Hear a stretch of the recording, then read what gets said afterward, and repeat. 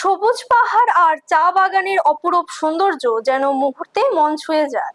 সেই সৌন্দর্য উপভোগ করতে পশ্চিমবঙ্গ থেকে আসা দুই যুবক এখন সাব্রুমে লুধুয়া চা বাগানে ঘুরে বেড়াচ্ছেন। পায়ে হেঁটে বাগানের মনোরম পরিবেশ উপভোগ করছেন তারা।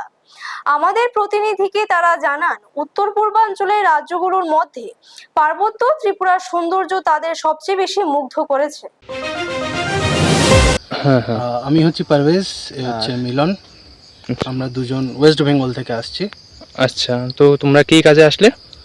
আমরা অ্যাকচুয়ালি এসছি হিচহাইকিং করতে, ঘুরতে, কন্টেন্ট বানাতে। আর আমাদের মেইন টার্গেট হচ্ছে সেভেন সিস্টার এক্সপ্লোর করা আর কি। আচ্ছা আচ্ছা। আর আমাদের ট্রাভেলের ধরনটা একটু আলাদা। আমরা হিচহাইকিংই করছি এই মুহূর্তে। পাবলিক ট্রান্সপোর্ট বা প্রাইভেট ট্রান্সপোর্ট যেগুলো হয় ওগুলো অ্যাভয়েড করার চেষ্টা করছি, শুধুমাত্র লিফট নিয়ে পায়ে হেঁটে যতটুকু ঘোরা যায় আর কি। আচ্ছা আচ্ছা। এখনো অবধি আমরা ত্রিপুরাতে আগরতলাতে ছিলাম এক সপ্তাহ থাকার পরে এই প্রথম আমরা এখানে এলাম, সাবরুমে এলাম। তো সাবরুমে এসে আজকে আমাদের প্রথম দিন এখানে, আমরা আজকে এসে ক্যাম্প করছি। আচ্ছা, কালকে সকালে চলে যাব হচ্ছে ওই যে লুধুয়া টি গার্ডেন। হ্যাঁ, কি জায়গাটার নাম? Ludhua tea garden. তো ওখানে চলে যাব।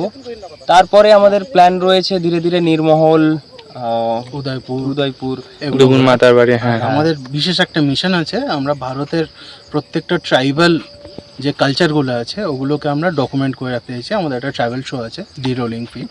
আচ্ছা আচ্ছা। আমরা ব্লগিং করি আলাদাভাবে, বাট ওটা হচ্ছে আমাদের মেন মিশন। আচ্ছা, ওটা আমরা ডকুমেন্ট করে রাখবো, ওগুলো প্রিজার্ভ করে রাখবো কালচারগুলোকে। আচ্ছা, তার জন্য আমরা পুরো ভারত ঘুরছি।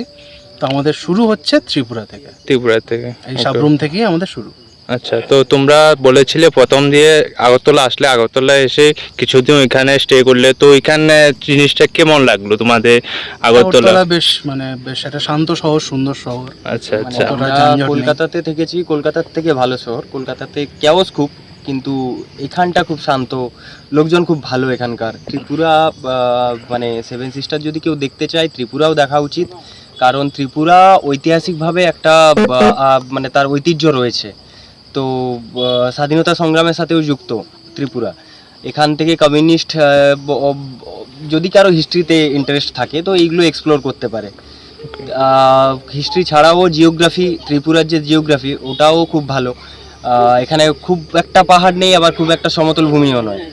কিছু জায়গায় রয়েছে পাহাড়, বাট পুরো যদি আমরা ত্রিপুরাটা দেখি তো মালভূমি জায়গা প্রচুর রয়েছে, জঙ্গল রয়েছে। যদি এই ধরনের কেউ পরিবেশ ভালোবাসে অবশ্যই ত্রিপুরাতে আসতে পারে, ত্রিপুরা এক্সপ্লোর করতে পারে।